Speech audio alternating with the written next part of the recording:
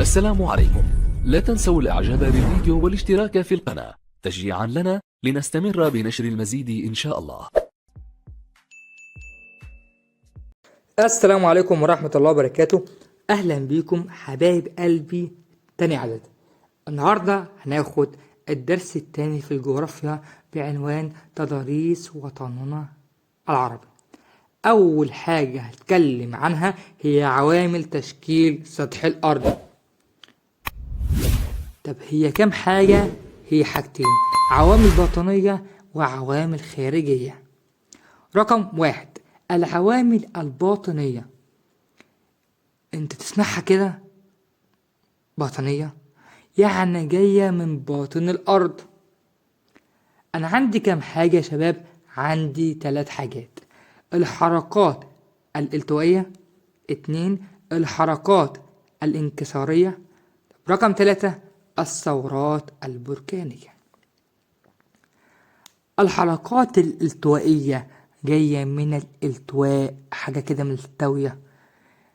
ما النتائج المترتبة على الحركات الالتوائية؟ أدت إلى تكوين سلاسل جبلية مرتفعة. لو جه قالك ما النتائج المترتبة على الحركات الالتوائية، هتقول أدت إلى تكوين سلاسل جبلية مرتفعة. 2 بقى، الحركات الانكسارية هي حركات أصابت الصخور الصلبة، زي ما انت شايف كده، أصابت الصخور الصلبة وأدت إلى ارتفاع بعضها، بقى كده مرتفع. طب لما ارتفع كده فوق كون ايه؟ كون الجبال. ولما انخفض تحت عمل ايه؟ كون البحار. يبقى الحركات الانكسارية هي حركات أصابت الصخور الصلبة وأدت إلى ارتفاع بعضها، مكون الجبال، وانخفاض بعضها مكون البحار. دي الحركات الانكسارية. آخر حاجة الثورات البركانية، أدت إلى ظهور الجبال والهضاب البركانية مثل هضبة اليمن. يبقى هضبة اليمن دي من نتائج الثورات البركانية. دي كانت العوامل الباطنية. هنخش على العوامل الخارجية، هي العوامل التي تحدث فوق سطح الأرض فوق. يبقى العوامل الباطنية تحدث باطن الأرض، العوامل الخارجية تحدث فوق سطح الأرض. أنا عندي حاجتين من العوامل الخارجية، عندي تعرية مائية وعندي تعرية هوائية. التعرية المائية تتمثل في نحت الماء للصخور، يعني المية بتضرب الصخور وبتنقلها من مكان لمكان وينتج عنها أشكال مثل الدلات والشواطئ. يبقى تعريف التعرية المائية هي نحت الماء للصخور ونقلها وإرسابها وينتج عنها أشكال مثل الدلات والشواطئ. يلا نشوف التعرية الهوائية، هي عكس التعرية المائية. تتمثل في نحت الرياح للصخور، يعني الرياح بيضرب الصخور ونقلها وإرسابها وينتج عنها أشكال مثل الكثبان الرملية. يبقى الكثبان الرملية دي نتائج التعرية الهوائية. طب والدلات والشواطئ نتائج التعرية المائية. كده خدنا العوامل الباطنية وخدنا العوامل الخارجية. يلا نشوف تاني حاجة مظاهر السطح في الوطن العربي. أنا عندي 1 الجبال. تنقسم جبال الوطن العربي إلى حاجتين: 1 الجبال الالتوائية، 2 الجبال الانكسارية. الجبال الالتوائية طب هي جاية كده من ايه؟ من الحركات الالتوائية. هي جبال نشأت نتيجة الحركات الباطنية التي تعرضت لها الأرض، ومن أمثلتها جبال كردستان وزاجرس وعمان وأطلس. الجبال الالتوائية جبال نشأت نتيجة الحركات البطنية التي تعرضت لها الأرض. ومن أمثلة الجبال الالتوائية كردستان وزاجرس وعمان وأطلس، دي الجبال الالتوائية. 2 يا شباب، الجبال الانكسارية، هي جبال تحدث انكسار في القشرة الأرضية. يبقى الجبال الانكسارية جاية من الحركات الانكسارية. طب ومن أمثلة الجبال الانكسارية البحر الأحمر والشام، جبال البحر الأحمر وجبال الشام. يلا صلى على النبي محمد، اللهم صل وسلم وبارك على سيدنا محمد. من أمثلة الجبال الالتوائية جبال أطلس، أهو يا شباب جبال أطلس، ويمتد من إيه؟ من الغرب إلى الشرق، أهو يا شباب من الغرب كده جبال أطلس إلى إيه؟ إلى الشرق، جبال أطلس لحد جبال أطلس التل، يبقى يمتد من الغرب إلى الشرق. الدول التي تمتد فيها في جبال أطلس، الجبال الالتوائية دي، الدول التي تمتد في الجبال دي، أنا عندي المغرب والجزائر وتونس، مغرب الجزائر وتونس، دي التي تمتد فيها جبال أطلس. طب تتكون الجبال دي من إيه؟ تتكون من مجموعة سلاسل جبلية، أهمها أطلس التل في الشمال، وأطلس الصحراء في الجنوب، وتنحسر بينهما هضبة الشطوط. أهو يا شباب أطلس، جبال أطلس وجبال الصحراء، وتنحسر بينهم هضبة الشطوط. يبقى أنا عندي تتكون جبال أطلس من مجموعة من سلاسل جبلية، جبال أطلس التل في الشمال وجبال أطلس الصحراء في الجنوب، وتنحسر بينهم هضبة الشطوط. تاني، تتكون من مجموعة سلاسل جبلية أهمها أطلس التل في الشمال وأطلس الصحراء في الجنوب، وتنحسر بينهما هضبة الشطوط، ده الجبال الالتوائية اسمه جبال أطلس. طب يلا نشوف أمثلة الجبال الانكسارية. عندي جبال البحر الأحمر وجبال الشام. أولا يا شباب جبال البحر الأحمر تمتد على جانب البحر الأحمر، هو يا شباب تمتد على جانب البحر الأحمر، وتتكون من عدة مرتفعات. أنا عندي أول حاجة في الجناح الأفريقي، 2 في الجناح الآسيوي.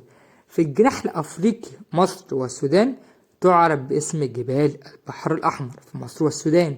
طب أنا عندي في الجناح الآسيوي حيث تعرف في شبه الجزيرة العربية جبال الحجاز وجبال عسيرة في السعودية. يبقى أنا عندي الجبال، عندي الجناح الأفريقي خلاص جبال البحر الأحمر، عندي الجناح الآسيوي حيث تعرف في شبه الجزيرة العربية بعدة أسماء، جبال الحجاز وعسير في السعودية. 2 مرتفعات اليمن في اليمن، مرتفعات اليمن في الايه؟ في اليمن.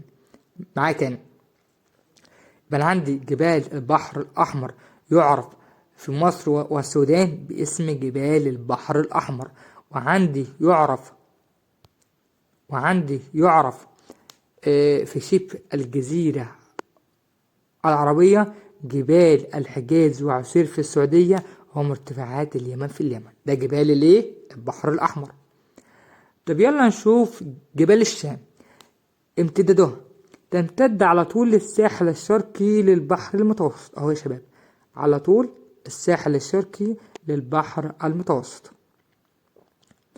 وتتكون من سلاسل جبلية تنحسر بينهما أو تحصر بينهما عدة سهول تجري فيها الأنهار، مثل نهر الليطاني في لبنان، نهر اسمه نهر الليطاني في لبنان، ونهر العاصي في سوريا، نهر الليطاني في لبنان ونهر العاصي في سوريا. نهر الليطاني تاني، نهر الليطاني في لبنان ونهر العاصي في سوريا. كده احنا خدنا الجبال الالتوائية والجبال الانكسارية. يلا بينا نخش على الهضاب. انا عندي اول هضاب هضبة حضرموت، اسمها هضبة حضرموت اهي يا شباب، كل يقرب كده. هضبة حضرموت تقع جنوب شبه الجزيرة العربية، ده أول هضبة. يبقى هضبة تقع جنوب شبه الجزيرة العربية اسمها هضبة حضرموت. 2 هضبة نجد تقع وسط شبه الجزيرة العربية. آخر هضبة هضبة بادية الشام تقع شمال شبه الجزيرة العربية. يبقى عندي هضاب الجناح الآسيوي هضبة حضرموت تقع جنوب شبه الجزيرة العربية، وهضبة نجد تقع وسط شبه الجزيرة العربية، وهضبة بادية الشام تقع شمال شبه الجزيرة العربية. يلا نشوف هضاب الجناح الأفريقي. ده كده هضاب الجناح الآسيوي هضبة حضرموت وهضبة نجد وهضبة بادية الشام. يلا نشوف هضاب الجناح الأفريقي. أنا عندي هضبة أفريقيا الشمالية أهو يا شباب، هضبة أفريقيا الشمالية أوسع هضاب الوطن العربي. يبقى أوسع هضاب الوطن العربي هي هضبة أفريقيا الشمالية، وتمتد من إيه لإيه؟ من جبال أهو يا شباب، من جبال البحر الأحمر أهو يا شباب. يعني الهضبة بتمتد من جبال البحر الأحمر شرقا إلى المحيط الأطلنطي غربا أهو يا شباب. يعني الهضبة بتمتد من جبال البحر الأحمر إلى المحيط الأطلنطي غربا، ومن ساحل البحر المتوسط شمالا إلى وسط أفريقيا جنوبا. يبقى هضبة الجناح الأفريقي هضبة أفريقيا الشمالية أوسع هضاب الوطن العربي، وتمتد من جبال البحر الأحمر شرقا إلى المحيط الأطلنطي غربا، ومن ساحل البحر المتوسط شمالا إلى وسط أفريقيا جنوبا. وهضبة الشطوط أهو يا شباب، هضبة الشطوط تعد من أهم مظاهر هضبة أفريقيا الشمالية. خلاص خدنا الجبال وخدنا الهضاب. يلا نشوف أهم الظاهرات الطبيعية داخل الهضاب. أنا عندي أول حاجة الواحات. يعني إيه الواحات؟ أرض منخفضة في الصحراء أهو يا شباب، أرض منخفضة في الصحراء صالحة للحياة، وتعتمد على المياه الجوفية من الآبار والعيون العذبة. ده كلمة الواحات. أهمية الواحات بما تفسر أهمية الواحات: تنتشر بها أرض خصبة صالحة للزراعة. زي إيه طيب؟ واحد سيوة في مصر، 2 واحة الكفرة في ليبيا. يبقى عندي بما تفسر أهمية الواحات: تنتشر بها أرض خصبة صالحة للزراعة، زي 1 سيوة في مصر، 1 الكفرة في ليبيا. طب يلا نشوف الأودية الجافة. هي عبارة عن أودية كان تجري بها المياه قديما ثم جفت بقى. خلاص، هي كانت عبارة عن أودية كانت تجري بها المياه ثم جفت. طب أهمية الأودية الجافة ايه؟ لما جفت بقى ايه أهميتها؟ بما تفسر أهمية الأودية الجافة: أنا عندي أول حاجة تستخدم كطرق للمواصلات، أي حد يعدي منها عادي. 2 يسهل الحصول منها على المياه الجوفية.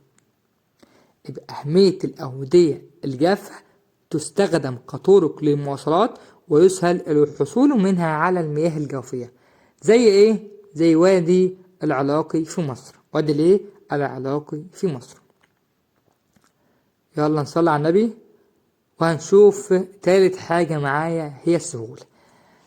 ما المقصود بالسهول؟ هي الأرض السهلية المنبسطة من سطح اليابس والتي تتميز باستواء سطحها. أنواع السهول بقى: أنا عندي السهول الفيضية والسهول الساحلية والسهول الصحراوية. السهول الفيضية هي أراضي مستوية أو شبه مستوية كونتها الأنهار عن طريق ترسيب المواد العالقة بميائها على جانبي الأنهار. خصائص السهول الفيضية: خصائصها هي 1 تربة خصبة صالحة للزراعة. 2 ارتفاع الكثافة السكانية. يبقى خصائص السهول الفيضية: 1 تربة خصبة صالحة للزراعة. 2 ارتفاع الكثافة السكانية.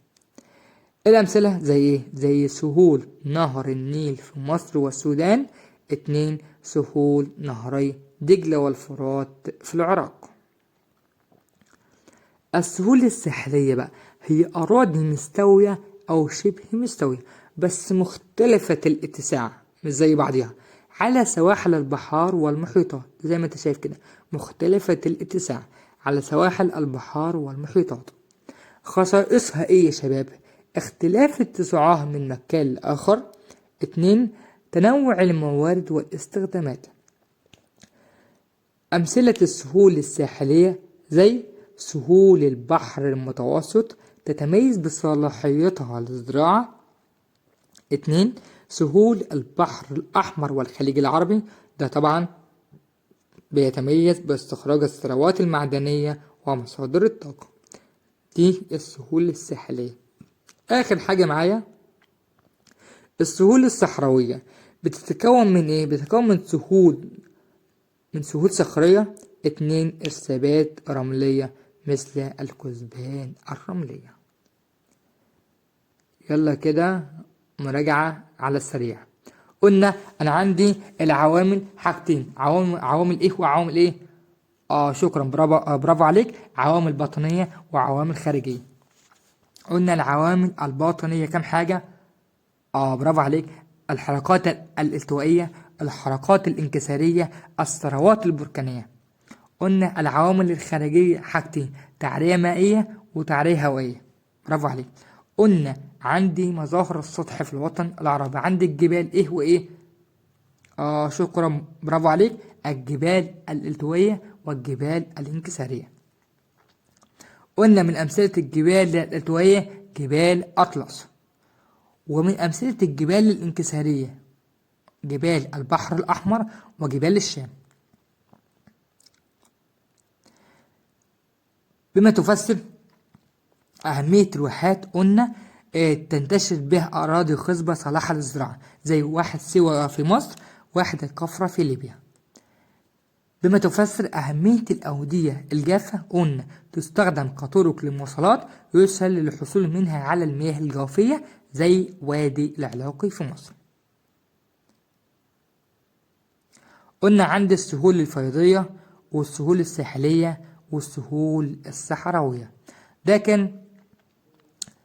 كان الدرس الثاني في الجغرافيا بعنوان تضاريس وطننا العربي، ويا رب تكونوا استفدتم. كان معكم مستر إبراهيم شعبان. سلام.